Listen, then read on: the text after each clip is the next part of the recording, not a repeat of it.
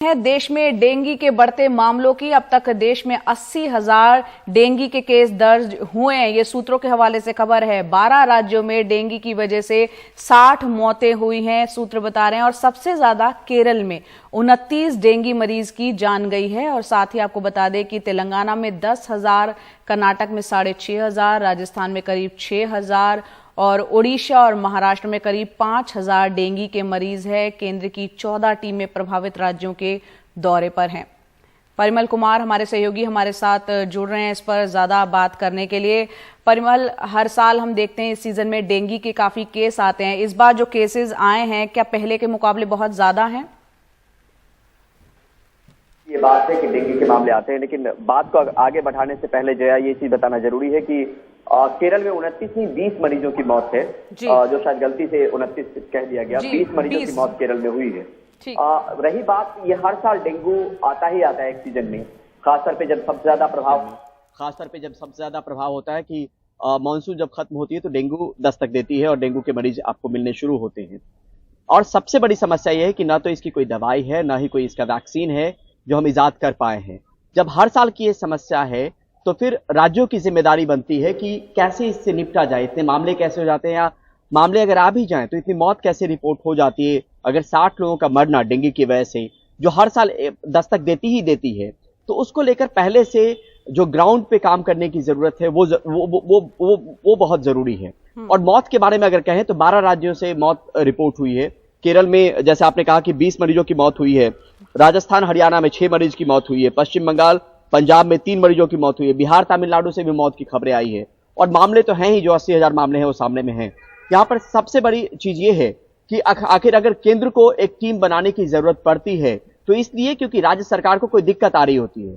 तो ये सुनिश्चित करना बहुत जरूरी है हर साल के लेवल पे, हर साल के स्तर पे, कि पहले से इसकी तैयारी हो ताकि इस तरीके के मामले ना बढ़े, और मामले बढ़े तो उससे निपटा जा सके।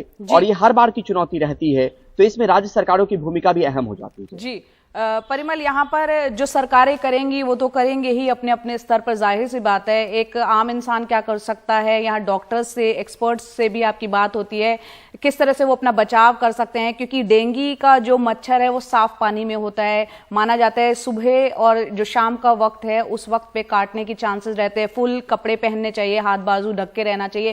क्या क्या हिदायत एक आम जनता को, जो दर्शक हमें सुन रहे हैं, आप बताएं जो आपकी एक्सपर्ट से बात होती है? देखिए, आमतौर पे मुहिम हमेशा से चलाया जाता है जय, और आज से नहीं, बहुत पुरानी बात है। जब से डेंगू ने दस्तक दिया है, ये कहा जाता है कि अपने आस पड़ोस के जो साफ पानी हो, जहाँ पे इकट्ठा हो रहे हों, वो सुनिश्चित करें कि वहां पे बहुत दिनों तक वो पानी इकट्ठा ना रहे। उसकी साफ सफाई एक समय पे होना बहुत जरूरी है। बाकी चीजें आपने भी बताई कि आपको कपड़े जो हैं उस तरीके से फुल कपड़े पहनने चाहिए। कई जगहों पे बाजार भी बहुत हावी हो गया है, जहाँ पे कई तरह के क्रीम भी आते हैं जो आप लगा सकते हैं। वो उस बात को लेकर हम नहीं कह रहे, लेकिन एक एहतियातन कदम उठाने की जरूरत तो खुद की है।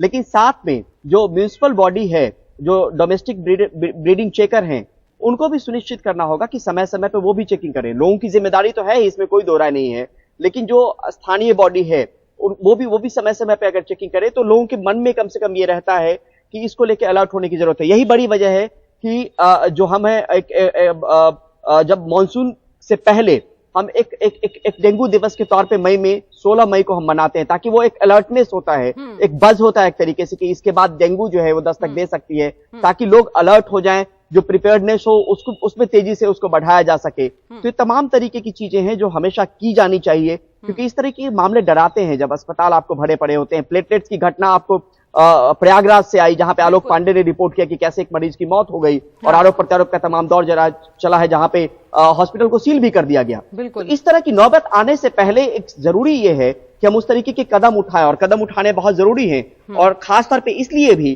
क्योंकि हमारे पास ना तो कोई इसकी दवा है, ना हमारे पास कोई वैक्सीन है जिसको लेके हम ये सुनिश्चित कर सके कि लोगों को डेंगू नहीं होगा। डेंगू के मच्छर काटेंगे तो डेंगू प्रभावित नहीं होंगे। तो एक लोगों के स्तर पे भी काम करने की जरूरत है, एक राज्य सरकार के स्तर पे भी काम करने की जरूरत है, और एहतियात बरतना हर साल बहुत जरूरी है कि आप इसको लेकर एहतियात बरतें, ताकि इस तरीके के मामले जो सामने निकल कर आए।